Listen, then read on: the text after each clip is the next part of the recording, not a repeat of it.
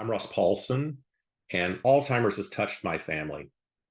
Rare disease has touched my family, and I'm worried about the erosion of our national consensus around the value of science and investment in science, just like you.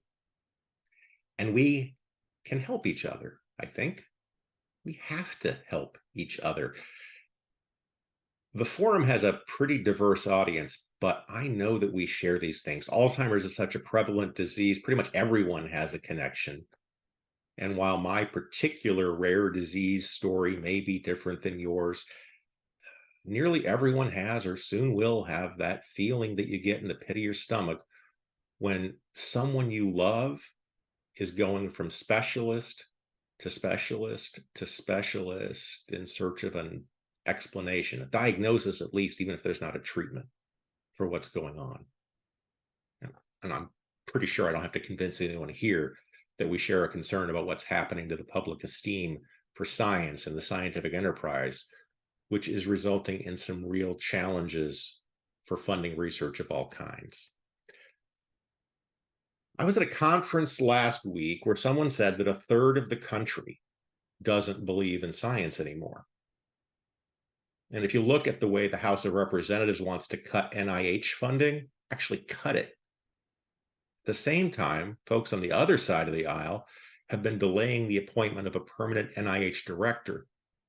Well, the research we all care about is certainly at risk.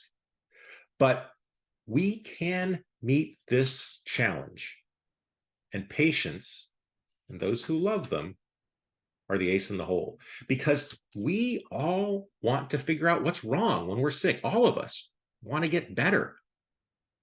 That 1/3 of the public that supposedly doesn't believe in science, almost all of them are going to go to their doctor when their kid has strep throat. And if their kid, like mine, goes in 3 months from being able to go rock climbing to needing a wheelchair to get down a hallway, they won't rest till they get answers, just like my wife and I didn't rest until we got answers. Some of those folks may be vulnerable to misinformation. They may demonize certain scientists. They may not, quote, follow the science when it comes to vaccines in particular. But that's not the same as not wanting the scientific enterprise to succeed. People don't want to be sick. And when they're sick, they want someone to fix it. When someone they love is sick, they want it to stop. And we need to harness that. We need to harness that in the public discourse, and we need to harness it in the halls of Congress. Because my story, my Alzheimer's story, my rare disease story is common. There's millions of us. Collectively, with the researchers and the policy experts in this audience, we can change the dialogue and we can change the dynamic that's threatening to take hold on the Hill. The first step is to listen to the patients. You probably think you know what they want, but you may be wrong. Alzheimer's, the field I know well, the most common assessments that are used to gauge how patients are doing were created decades ago in a different era of medicine. One of the most common measures in clinical trials tries hard to capture all the different ways in which this disease affects people, and that's admirable. But in trying to capture everything, it equates being able to continue with hobbies and being able to go to the grocery store. Both of those have the same effect on the scale. We know from our research that not being able to the grocery store, not being able to go to the grocery store, to not be a burden to others in this simple, basic task of life is much more important. We also know that there are symptoms that matter a lot to patients, which the most common scales don't capture. Nobody asked us.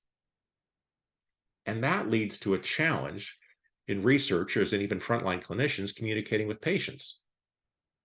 I'm worried about whether this new therapy is going to allow me to live independently for a longer period of time. You're talking to me about whether I can still play a hand of cards. Or worse, maybe you're using words like cognitive decline. So listen.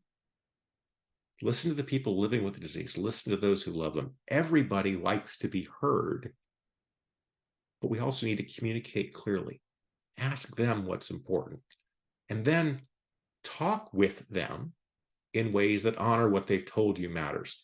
They care about what you have to say, even if you're not their doctor. If you're a researcher, they want to know what's coming down the pike that might help them or the person they care about. And they want to know what are the hurdles that you're facing in making that happen. And they want to know how they can help.